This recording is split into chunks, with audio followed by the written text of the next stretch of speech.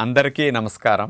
June 21వ తేదీ అంతర్జాతీయ యోగా దినోత్సవ సందర్భంగా మనందరం కార్తీక మాసం ధనుర్మాసం లాగా జూన్ మాసాన్ని యోగా మాసంగా గుర్తించి నెలంతా శారీరక మానసిక ఆరోగ్యాన్ని పెంపొందించుకోవటానికి నిజ జీవితంలో యోగాను ఒక భాగంగా చేసుకుని అందరూ ఆచరించాలని మన ప్రధానమంత్రి శ్రీ నరేంద్ర మోడీ గారు మరియు ఆంధ్రాను యోగాంధ్రగా మార్చాలని ఆంధ్రప్రదేశ్ ముఖ్యమంత్రి శ్రీ నారా చంద్రబాబు నాయుడు గారు ఇంటింటికి యోగా చేరాలని సంకల్పించారు. ఇందులో భాగంగా ఇంటింటికి యోగా కార్యక్రమానికి మీ అందరికీ స్వాగతం. ఈరోజు రాత్రిపూట మంచం మీద పడుకున్న వెంటనే నిద్ర పట్టని వారికి, నిద్ర పట్టక అవస్థపడే వారికి మంచిగా తక్కువ సమయంలో గాఢ నిద్రలోకి వెళ్ళటానికి ఉపయోగపడే సులువైన మార్గాలన్నీ మీ అందరి కొరకు ప్రత్యేకంగా అందించబోతున్నాం.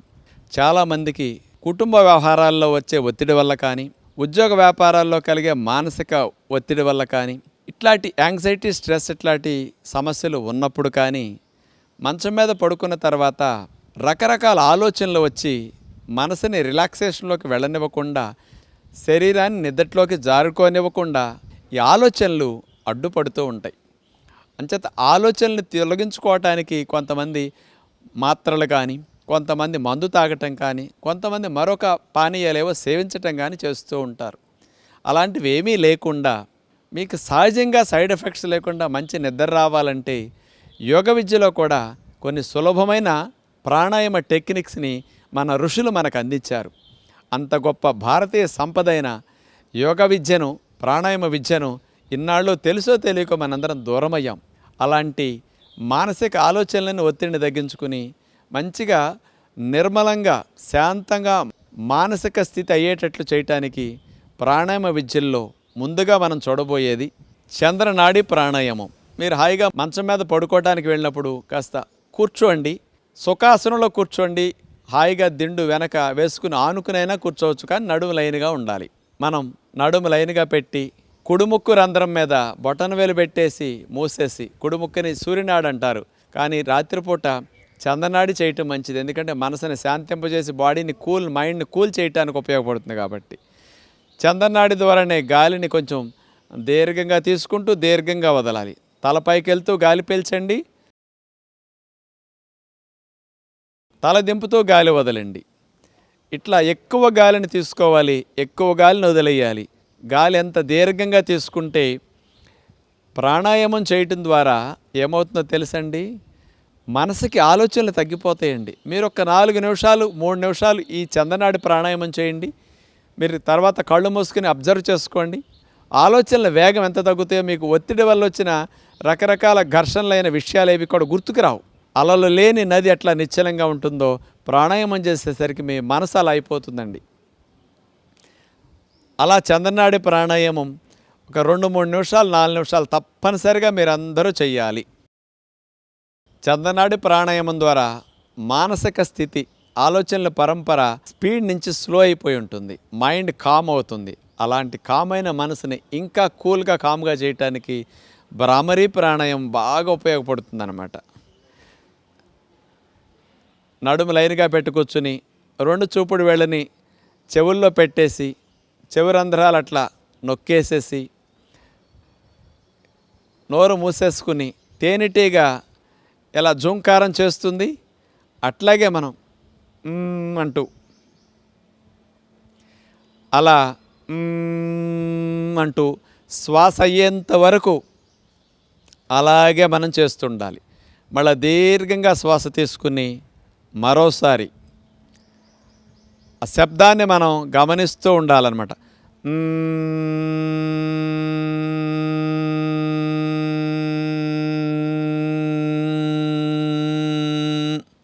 అలా అయ్యేంతవరకు వదలాలి. మళ్ళీ దీర్ఘ శ్వాస తీసుకుని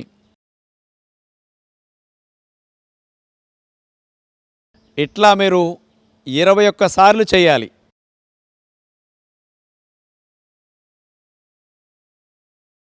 ఈ 2 చేసిన తర్వాత మీరు అట్లాగే సుఖాసనంలో కూర్చుని సమవర్తి ప్రాణాయామం చేయాలి. దీన్నే 4:4:4:4 టెక్నిక్ అంటారు. ఏమిటనుకుంటున్నారు? ఇట్లా మొదట 4 సెకన్లు గాలిని దీర్ఘంగా లోపలికి పీల్చాలి. 4 సెకన్లు పీల్చటం అయిందంటే మొదట 4 అయినట్లండి. తరువాత రెండవ 4 ఏంటో తెలుసా? 4 సెకండ్స్ పాటు అంతర్కుంభకం చేయాలి.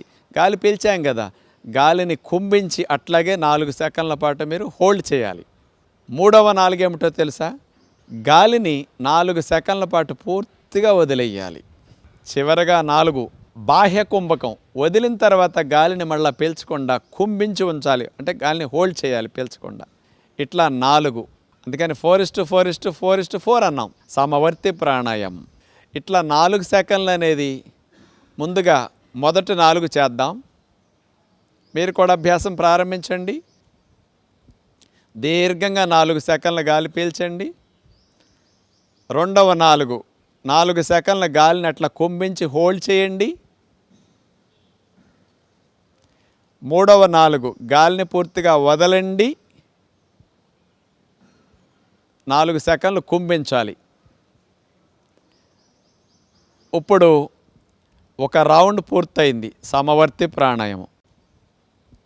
దీర్ఘంగా 4 సెకండ్ల గాలి పీల్చండి. రెండవ 4 సెకండ్ల గాలిని అట్లా కుంభించి హోల్డ్ చేయండి. మూడవ 4 గాలిని పూర్తిగా వదలండి. 4 సెకండ్లు కుంభించాలి. ఇట్లా మీరు ఒక 10 రౌండ్స్ కానీ 12 రౌండ్స్ కానీ ముందు చేయండి. తర్వాత 21 రౌండ్లకి వెళ్ళాలి. సమయాన్ని బట్టి పెంచుకుంటే బాగుంటుంది. ఈ సమవర్తి ప్రాణాయామంలో కొన్ని రోజులు మీరు అలవాటు చేసుకున్న తర్వాత 4 సెకండ్ల నుంచి 5 సెకండ్లకు మార్చండి. ఇంకా కొన్ని రోజులు గడిచిన తర్వాత 6 సెకండ్లకు మార్చండి. అట్లా 8 సెకండ్ల వరకు మీరు వెళితే బాగుంటుంది. అభ్యాసంలో మీరు అసలు వారం 10 రోజుల్లోనే నిద్రలో మంచి మార్పును పొందగలుగుతారు. ఇప్పుడు మన భారతీయ సాంప్రదాయంలో శారీరక మానసిక స్థితిని ఉత్సాహంగా ఉల్లాసంగా మార్చుకోవడానికి, యాక్టివ్గా ఉంచుకోవడానికి, షట్చక్రాలని కాస్త యాక్టివేట్ చేయడానికి ఓంకారాన్ని ఉచ్చరించడం అనేది చాలా మంచి టెక్నిక్. ఇదేదో ఒక ఆచారానికి సంబంధమని ముడిపెట్టకుండా ఆరోగ్యాన్ని దృష్టిలో పెట్టుకుని అందరూ ఓంకారాన్ని మనం చూపించే విధంగా చేస్తే బాగుంటుంది. ఈ ఓంకారాన్ని చేసేటప్పుడు అండి మీరు ముందుగా కళ్ళు మూసుకుని గాలిని 2 ఊపిరితిత్తులు నిండుగా పీల్చుకుని అక్కడ నుంచి ఓ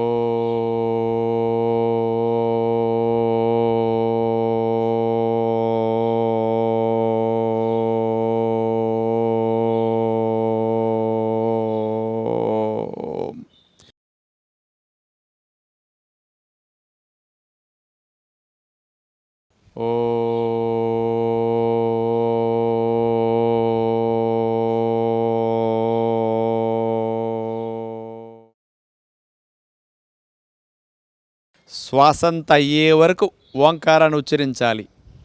మొత్తం అయిన తర్వాత మళ్ళా గాలిని పూర్తిగా పీల్చుకుని అలా ఓంకారాన్ని మరోసారి ఉచ్చరించాలి. ఇట్లా మీరు 7-8 సార్లు 10 సార్లు మొదట్లో చేయండి. నిదానంగా 21 టైమ్స్ దీన్ని కూడా రిపీట్ చేసుకుంటే చాలా మంచిది. ఇన్ని చేసేసరికి ఉద్యోగ వ్యాపారాల్లో, కుటుంబ వ్యవహారాల్లో వచ్చిన రకరకాలుగా ఆలోచనలు, మీకు ఆందోళన కలిగించేవన్నీ పూర్తిగా గుర్తులేనట్టుగా అయిపోతుంది మీ మనసుకు. ఇప్పుడు మంచం మీద కూర్చుని ఇవన్నీ చేసి తర్వాత మంచం మీద శవాసనంలో పడుకుని గౌతమ బుద్ధుడు మనకు అందించిన శ్వాస మీద ధ్యాస అద్భుతమైన ధ్యాన ప్రక్రియ.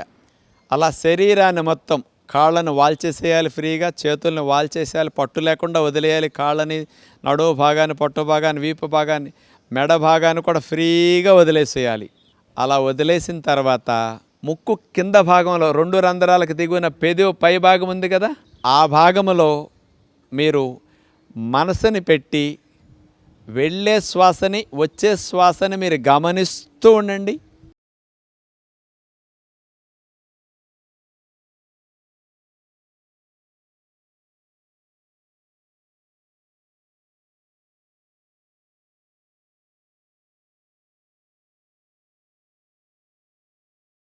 మనసుని శ్వాస మీద పెట్టి వెళ్ళే శ్వాస, ఉచ్ఛ్వాస, నిశ్వాసల్ని గమనిస్తూ ఉంటే మీకు ఆలోచనకి ఎటు వెళ్ళదు. ఎందుకంటే ఇక్కడ గమనించాలి కదా, గాలి ఒక 5-10 సెకన్లు లోపలికి వెళుతుంది, గాలి అట్లా వస్తూ ఉంటుంది 4-5 సెకన్లు అట్లా. దీన్ని గమనిస్తూనే ఉండండి.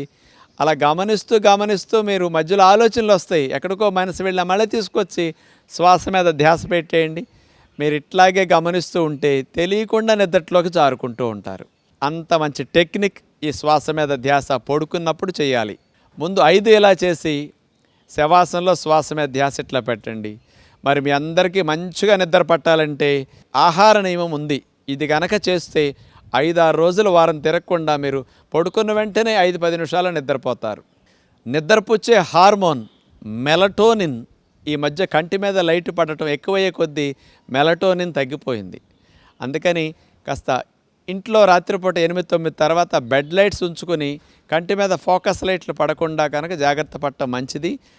పిస్తా పప్పు నిద్రపుచ్చే మెలటోనిన్ హార్మోన్ని చాలా రిచ్గా కలిగి ఉంది. ది బెస్ట్ నెంబర్ 1 ఆహారం మెలటోనిన్ కలిగి ఉన్న ఆహారం.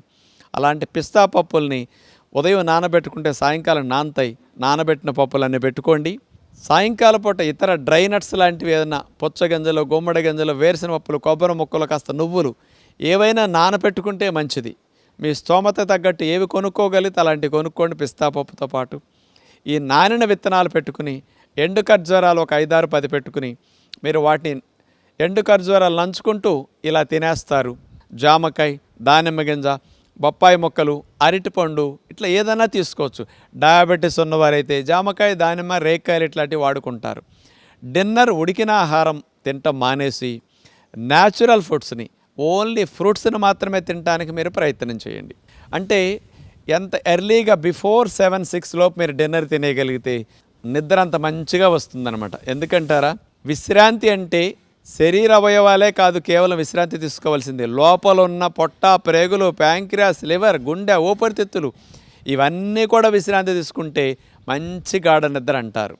అంచేత అలాంటి అసలైన గాఢ నిద్ర మీరు ఎక్స్పీరియన్స్ చేయాలంటే ఎర్లీగా డిన్నర్ చేయాలి, న్యాచురల్ ఫుడ్ తినాలి, పిస్తా పప్పులు డిన్నర్లో తినాలని తెలుసుకోండి.